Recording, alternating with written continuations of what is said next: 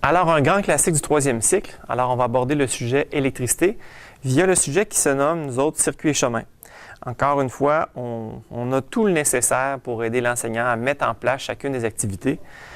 Ces activités-là sont au nombre, je dirais, d'environ 10 à 12, là, dépendamment des chemins qu'on va prendre.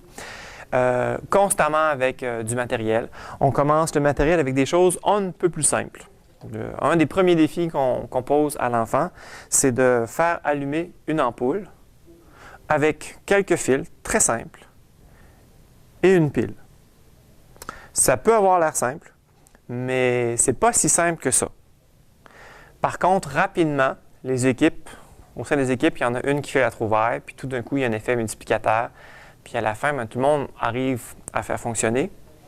Mais avant qu'on attache l'idée d'un circuit fermé, on rentre, on sort, ça va prendre quelques séances de différents défis de différentes natures. Puis le sujet le supporte bien, ça le propose bien.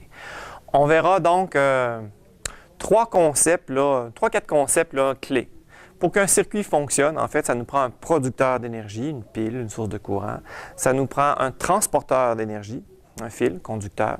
Ça nous prend un consommateur d'énergie, une ampoule, un moteur électrique. Puis enfin, on peut aussi ajouter un contrôleur d'énergie avec un interrupteur qui sont appelés à se construire.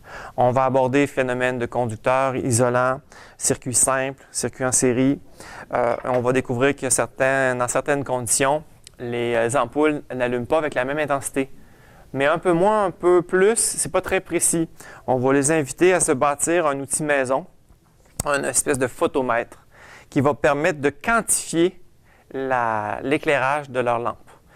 Alors, en mettant l'ampoule derrière le 1, si je vois la lumière au travers, niveau 1, est-ce que j'arrive à voir encore la lumière à travers 2 épaisseurs de papier, niveau 2, etc. Ça va permettre d'avoir un aperçu qualitatif, un peu là, quand on a des comportements des ampoules, quand on en a 1, 2 ou 3 en série, 1, 2 ou 3 en parallèle. Des activités aussi qu'on va proposer, c'est d'explorer derrière une ampoule comment ça fonctionne. C'est fait comment avec une loupe, en observant des plus petites ampoules, les différentes ampoules.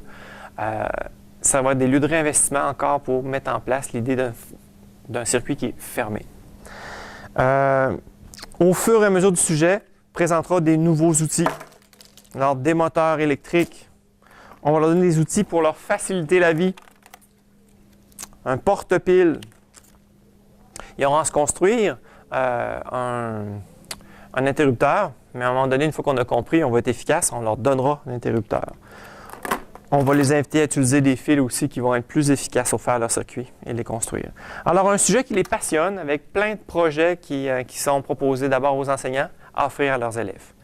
Alors, encore une fois, un sujet qui va susciter beaucoup de motivation et d'intérêt de la part de tout le monde. Alors, amusez-vous bien.